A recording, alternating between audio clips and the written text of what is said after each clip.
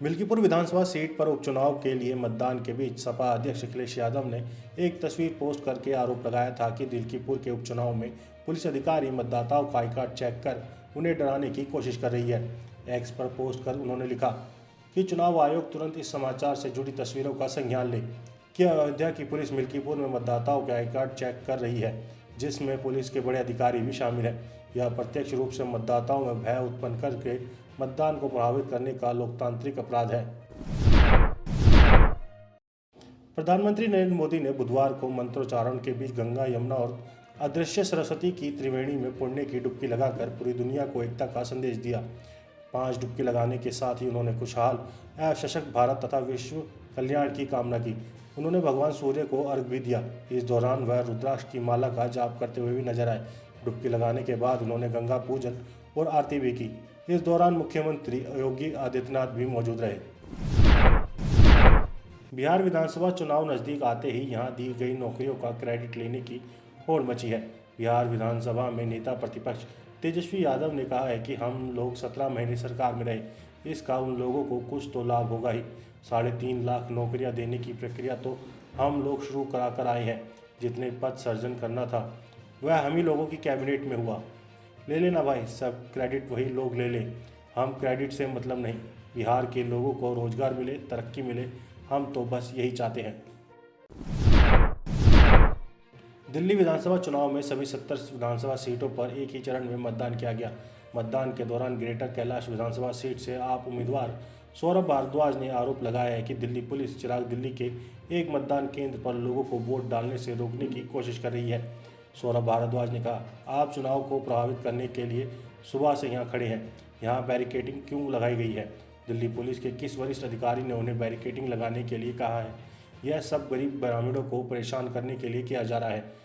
यह सब ग्रामीणों को परेशान करने के लिए किया जा रहा है, जहाँ भी आम आदमी पार्टी का गढ़ है। बेगूसराय में केंद्रीय मंत्री गिरिराज सिंह ने दिल्ली चुनाव, बजट और विपक्षी नेताओं पर जमकर निशाना साधा। उन्होंने अरविंद केजरीवाल को हताश बताया और कहा कि दिल्ली में उनकी हार तय है, क्योंकि पहले 62 सीट जीतने वाले केजरीवाल अब 55 सीट जीतने की बात कर रहे हैं। राहुल गांधी पर तंज कसते हुए उन्होंने कहा कि राहुल गांधी देश को गाली देने के लिए ही विपक्ष के नेता बने हैं। कांग्रेस नेता राहुल गांधी बुधवार को बिहार दौरे पर पटना में हैं। यहां वो एसके मेमोरियल हॉल में आयोजित जगलाल चौधरी की 130वीं जयंती समारोह में शामिल हुए। उन्होंने केंद्र सरकार और आरएसएस पर निशाना साधते हुए दलितों को साधने की भरपूर कोशिश की। अपने भाषण में उन्होंने कहा कि लोकसभा का एमपी एक निर्णय नहीं ले सकता, मंत्री बना दिया है और ओएसडी आरएसएस का बैठेगा। उदाहरण के लिए मीडिया के मित्रों की बड़ी कंपनियां हैं, कंपनियों के मालिक नहीं हैं। एक दलित दिखा दीजिए, एंकर या सीनियर्स की लिस्ट निकालिए और दलित दिखाइए। दिल्ली विधानसभा चुनाव से एक दिन पहले मंगलवार को ओखला से आम आदमी पार्टी के वर्तमान विधायक और उम्मीदवार अमानतुल्लाह खान के लिए पुलिस ने आदर्श आचार संहिता के उल्लंघन के आरोप में एफआईआर दर्ज की है। आप नेता पर 3 फरवरी 2025 की शाम 6 बजे चुनाव प्रचार की समय सीमा समाप्त होने के बावजूद अपने विधानसभा क्षेत्र में कैंपेन करने का आरोप है। उत्तराखंड में समान नागरिकता संहिता के तहत लव इन रिलेशनशिप का पंजीकरण कराने के लिए पर्याप्त 3 आवेदनों में से एक को कानूनी मान्यता दे दी गई है। लव इन रिलेशनशिप के लिए पहले जोड़े को पंजीकृत कर लिया गया है। यह युगल देहरादून जिले का बताया जा रहा है। हालांकि दून से प्राप्त 2 आवेदनों के अलावा एक आवेदन दूसरे जिले से भी प्राप्त हुआ था। महाराष्ट्र के मुख्यमंत्री के आधिकारिक निवास वर्षा बंगला में फिलहाल सीएम फडणवीस नहीं रह रहे हैं। यहाँ राज्य के पूर्व मुख्यमंत्री और वर्तमान उप मुख्यमंत्री एकनाथ शिंदे रहते हैं। संजय राउत ने इस मामले पर एक ऐसा बयान दिया कि सुर्खियां बन गई। दरअसल राउत ने कहा कि फडणवीस अंधविश्वास की वजह से वर्षा में जाने से बच रहे हैं। ऐसी चर्चा है कि एकनाथ शिंदे जब कामाख्या गए थे तब वहां भैंसों की बलि दी गई थी। उन भैंसों के सींगों को वर्षा बंगले के परिसर में गाड़ा गया था। ऐसा उस परिसर को शापित करने के लिए किया गया ताकि मुख्यमंत्री की कुर्सी शिंदे के अलावा किसी और के पास ना जाए, और चली भी जाए तो दूसरे व्यक्ति इस पद पर ज़्यादा दिन तक टिक न पाए।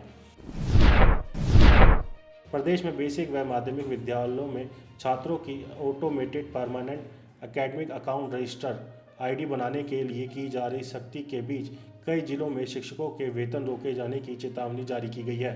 लखनऊ, मैनपुरी समेत कई जिलों के बीएसए की ओर से इसके आदेश जारी किए गए हैं। हालांकि तमाम कवायदों के बाद अभी तक 60 से 70% ही आईडी बनी है।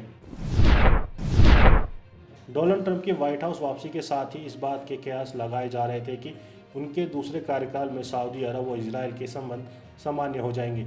लेकिन इस्लामिक देश ने साफ कर दिया है कि जब तक फिलिस्तीन देश का निर्माण नहीं हो जाता वो इजराइल को मान्यता नहीं देंगे। माना जा रहा है कि डोनाल्ड ट्रंप के लिए एक बहुत बड़ा झटका है। वो लगातार मिडिल ईस्ट के इन दो ताकतवर देशों को एक साथ लाने की कोशिश करते रहे हैं। अमेरिका के राष्ट्रपति का पद संभालने के 15 दिन में डोनाल्ड ट्रंप ने अपने फैसलों से दुनिया के कई देशों के लिए परेशानियां खड़ी कर दी हैं। ट्रंप के यूरोपीय देशों को टैरिफ की धमकी के बाद इन देशों ने लामबंदी तेज कर दी है। दुनिया के सबसे अमीर देश लग्जमबर्ग के विदेश मंत्री जेवियर बेटले ने यूरोप को ट्रंप से निपटने के लिए स्पष्ट सलाह दे दी है। उन्होंने कहा, अगर आप कमज़ोर हैं तो वह आपको खा जाएगा और अगर आप बातचीत नहीं करते तो वह आपको ख़त्म कर देगा।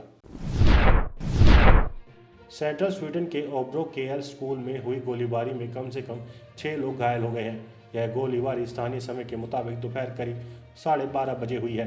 इस गोलीबारी के बाद स्कूल की इमारत को खाली करा लिया गया है। स्वीडन के प्रधानमंत्री उल्फ क्रिस्टर्सन ने ओब्रो में स्कूल कैंपस में हुई गोलीबारी पर थोड़ी देर पहले ही एक बयान जारी कर कहा है कि यह पूरे स्वीडन के लिए बहुत ही दुखद दिन है। ईरान पर दबाव बनाने के लिए अमेरिकी राष्ट्रपति डोनाल्ड ट्रंप ने एक कार्यकारी आदेश पर हस्ताक्षर की हैं। इसके अलावा अमेरिका को संयुक्त राष्ट्र मानवीय अधिकार परिषद से वापस लेने और फिलिस्तीनियों के लिए संयुक्त राष्ट्र साहत एवं कार्य एजेंसी को हो रही फंडिंग में कटौती करने के आदेश पर भी हस्ताक्षर की हैं। ट्रंप ने कहा है कि आदेश पर हस्ताक्षर करना उनके लिए काफ़ी कठिन रहा। वे ऐसा नहीं करना चाहते। नया कार्यकारी आदेश ईरान के लिए बहुत कठोर होगा।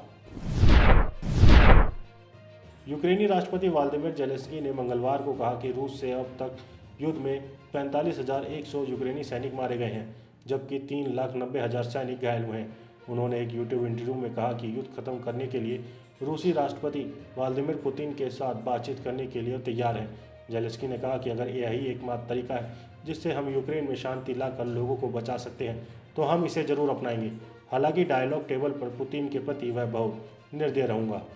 आप इस खबर के बारे में क्या सोचते हैं, हमें कमेंट सेक्शन में बताएं।